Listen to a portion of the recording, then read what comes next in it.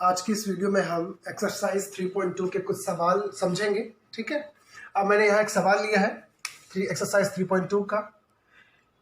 यदि समांतर श्रेणी का 31वां पद ज्ञात करना है, ठीक है, ये पद हमें ज्ञात करना है।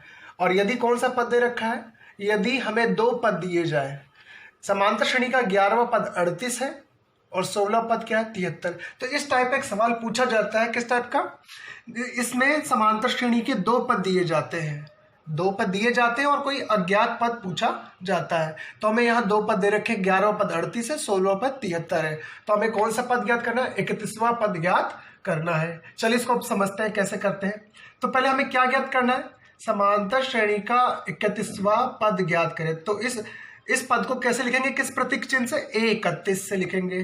तो ये हो गया 31वां पद। इसका व्यापक रूप में सूत्र होगा A plus 30D, A plus 30D। तो तुमने देखा कि अगर ये पद ज्ञात करना तो इसका व्यापक रूप में सूत्र हुआ A प्लस 30D। तो अगर ये पद ज्ञात करना तो तुम्हें दो राशि का मान चाहिए, एक प्रथम पद का मान और एक सारवंतर का मान।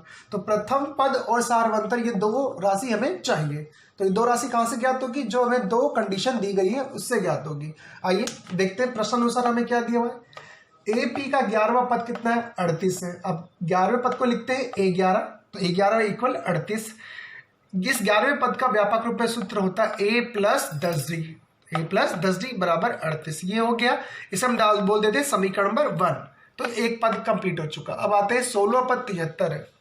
तो यहाँ 16 पद को लिखेंगे A16 और 16 पद कितना है? 73 के बराबर। तो A16 बराबर 73। 16वें पद का व्यापक रूप में सूत्र होता है A प्लस 15D। अब ये A प्लस 15D किसके इक्वल होगा? 73 के। अब इसे बोल देते हैं इक्वेशन, यानी समीकरण नंबर 2। अब हमारे पास दो समीकरण आ चुके हैं, समीकरण नंबर 1, समीकरण नंबर 2।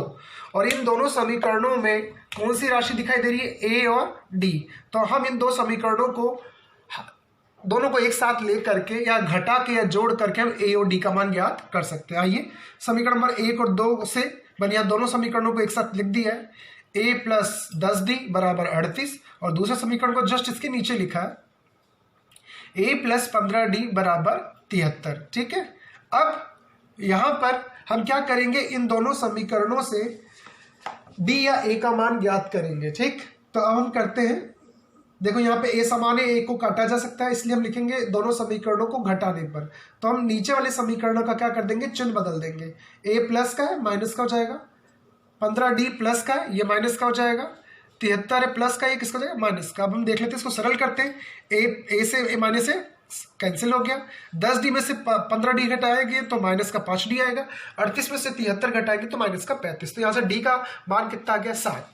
तो हमें एक राशि पता चल चुकी है। अब D का मान या तो समीकरण नंबर 1 में रखो या समीकरण नंबर 2। तो हमने D का मान किस में रखा है? समीकरण नंबर 1 में रखने पर। देखो समीकरण नंबर 1 ये रहा। तो A प्लस 10 और गुणा में D है, तो ब्रैकेट में लिखा D का मान कितना? 7 लिख दिया। ओके, बराबर 38। इस समीकरण को सरल करेंगे तो A का मान आ जाएगा। तो हमने देखा यहां से सरल करने पर A का मान कितना आ गया? -32। तो हमें चाहिए क्या था? दो राशि चाहिए थी, सारवंतर और प्रथम पद। और अब हम क्या कर सकते हैं? जब प्रथम पद और सारवंतर ज्ञात हो जाएगा तो हम समांतर श्रेणी का कोई सा भी पद ज्ञात कर सकते हैं। लेकिन हमें कौन सा पद ज्ञात करना है? अब हमें ज्ञात करना है समांतर श्रेणी का 31वां पद, जिसे हम बोलते हैं A31 और जिसका व्यापक रूप में सूत्र होता है प्लस 30D। अब हम यहां पर इस पद को ज्ञात करने के लिए A और D का मान रख देंगे। तो A का मान रखा माइनस का 32 प्लस 30 ऐसा का ऐसा, और D का मान मल्टीप्लाई में रखा 7। इसको सरल करेंगे तो यहां से वैल्यू आ जाएगी, 31वां पद आ जाएगा -178। तो इस प्रकार हमें अगर दो पद दे दिए जाए तो उन दोनों पदों को सरल करके हम A और D का मान ज्ञात करके कोई सा भी पद ज्ञात कर सकते हैं। तो इस तरीके के कई सवाल तुम हल कर सकते हो। आज की इस वीडियो में हम एक्सरसाइज 3.2 के कुछ सवाल देख लेते हैं। यहाँ हम एक सवाल लेते हैं। सवाल है, इस टाइप का एक सवाल पूछा जाएगा कि 7 से भाज्य 3 अंकों की कितनी संख्याएं होती हैं।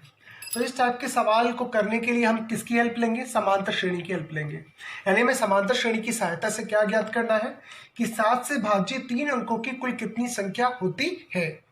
अब हम जानते हैं, सबसे पहले हम एक सूची बनाएंगे।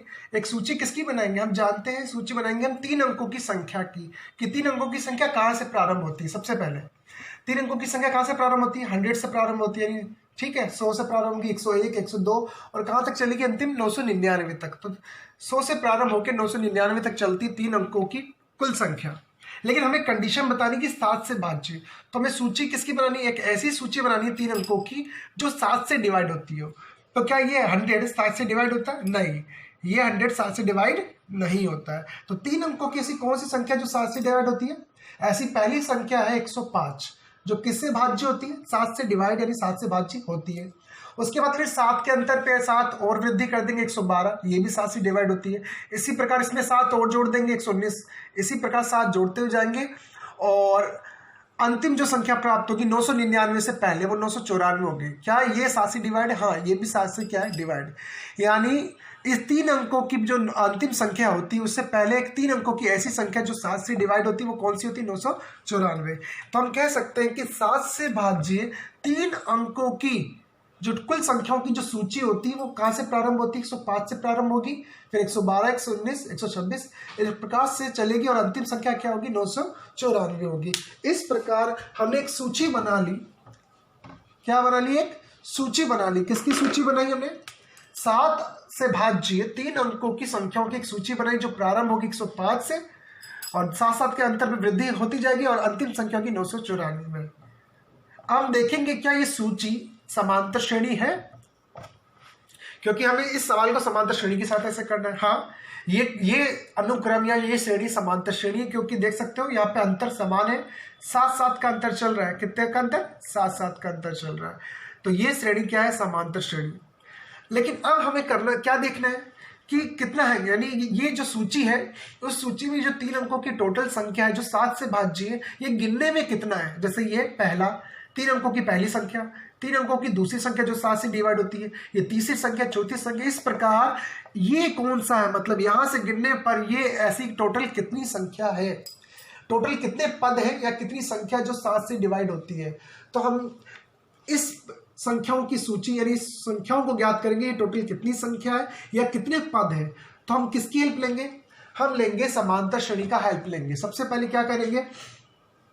इस समांतर श्रेणी का प्रथम पद लिखेंगे। प्रथम पद ए 105, सारवंतर तुम्हें पता है कैसे निकाला जाता है। दूसरा पद माइनस पहला पद 112 माइनस 105, 7 मैंने सीधा लिख दिया है। अंतिम पद 7 से भाज्य अंतिम पद कितना है? 3 अंकों का 994। अंतिम पद को किससे लिखते हैं? an से। तो इस प्रकार हमने 3 राशि प्राप्त कर ली है, प्रथम पद, सार्वंतर और अंतिम पद। और हमें क्या चाहिए? हमें ये चाहिए जो सूची बनी है इस सूची में टोटल कितनी संख्या है जो 7 से डिवाइड है। मतलब हमें ज्ञात करना है पदों की संख्या। क्या ज्ञात करनी है? टोटल कितने पद है या टोटल कितनी संख्या। तो हमें क्या ज्ञात करना है? n। तो इस प्रकार 4 राशि आ चुकी है, प्रथम पद, सार्वंतर, अंतिम पद और चौथी राशि ज्ञात करनी है। 3 राशि हमें ज्ञात है। आइए अब हमें समांतर श्रेणी का हम फॉर्मूला लगाएंगे। अंतिम पद का सूत्र, समांतर श्रेणी का अंतिम पद क्या होता है? an। कितना दे रखा है an? 994 दे रखा है। अब हम देखेंगे कि अंतिम पद का सूत्र क्या होता है व्यापक रूप में। an का फॉर्मूला होता है a प्लस n-1d। हमने an का सूत्र लगाया बराबर 994 ऐसा का ऐसा लिख दिया। अब करना क्या है? अब हम रखेंगे a का मान, d का मान रख करके किसका मान ज्ञात कर लेंगे? n का मान ज्ञात कर लेंगे। a का मान रखा कितना? 105, n-1 ऐसा का ऐसा, d का मान सार्वंतर 7, 994 ऐसा का ऐसा। हमें क्या ज्ञात करना है? n ज्ञात करना है। तो सबसे पहले 105 उस पक्ष में जाएगा, माइनस का हो जाएगा। फिर इसको ऐसा का ऐसा लिख के हम सरल करेंगे। इसको सरल करने पे 889 आएगा। फिर हम मल्टीप्लाई, जो यहाँ से मल्टीप्लाई में 7 इसका क्या लगाएंगे? भाग करेंगे उस पक्ष में, 889/7। तो n-1 कितना आ गया? 127। हम यहाँ से n की वैल्यू निकालेंगे, n की वैल्यू हो जाएगी 128। ये n क्या बता रहा है? ये वाला n बता रहा है, यानी जो अंतिम पद है वो कौन सा पद है? 128वां पद है।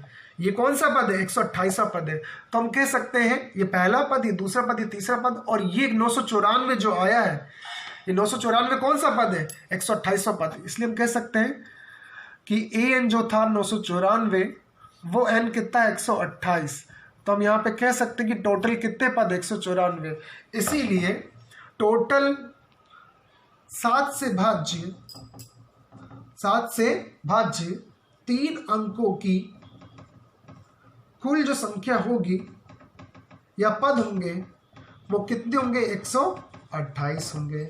इस तरीके के कई सवाल पूछे जाएंगे जो तुम इसे आसानी से हल कर सकते हो। हाँ तो बच्चों एक सवाल और देख लेते हैं, ठीक है। समांतर श्रेणी पर, यदि समांतर श्रेणी का तीसरा पद 16 तथा सातवां पद पांचवें पद से 12 अधिक हो तो समांतर श्रेणी ज्ञात करें। तो इस सवाल में सबसे पहले क्या पूछा जा रहा है, जो हमें ज्ञात करना होता है पहले हम उसे देख लेते हैं कि हमें क्या ज्ञात करना है। हमें समांतर श्रेणी ज्ञात करनी है, मतलब उसका रूप ज्ञात करना, व्यापक रूप या मानक रूप। तो हमने लिखा हमें क्या ज्ञात करना है, समांतर श्रेणी का मानक रूप ज्ञात करना है। तो हम जानते हैं मानक रूप का प्रथम पद a होता है, दूसरा पद a प्लस d होता है, तीसरा पद a प्लस 2d, चौथा पद a प्लस 3d डैश जैसे इसी प्रकार हम, तो हमने ये श्रेणी बना ली समांतर श्रेणी जो हमें ज्ञात करनी है।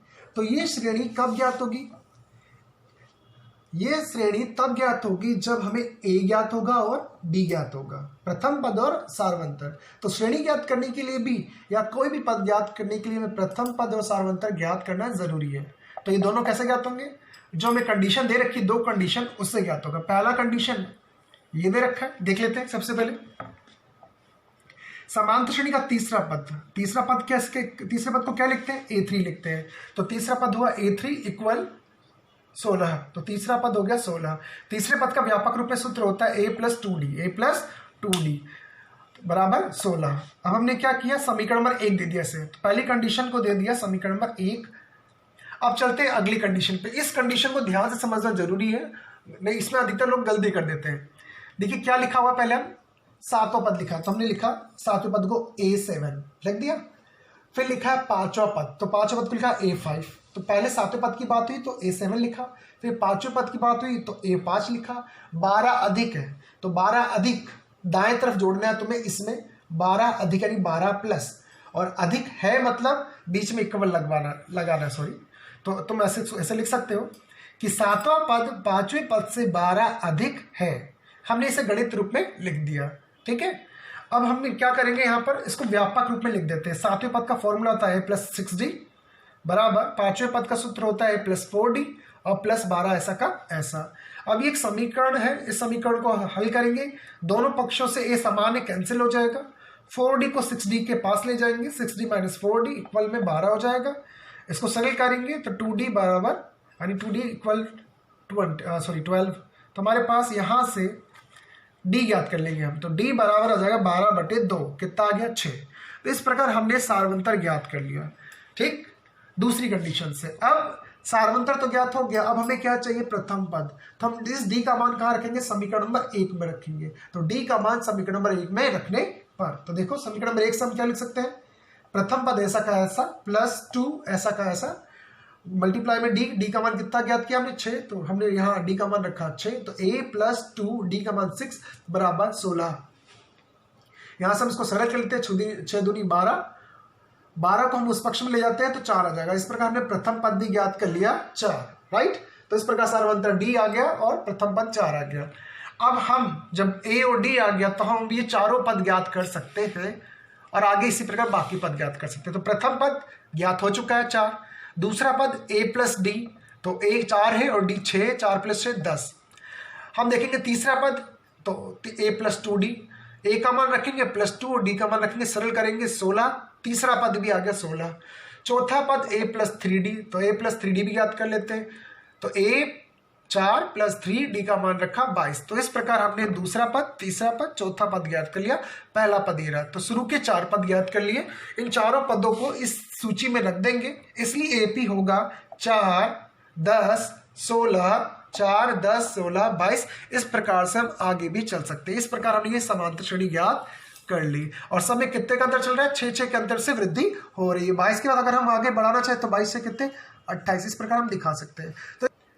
तो इस प्रकार हमने इस प्रकार का भी एक सवाल पूछा जाता है, ठीक है। तो इस सवाल पर आधारित और भी कई सवाल तुम कर सकते हो।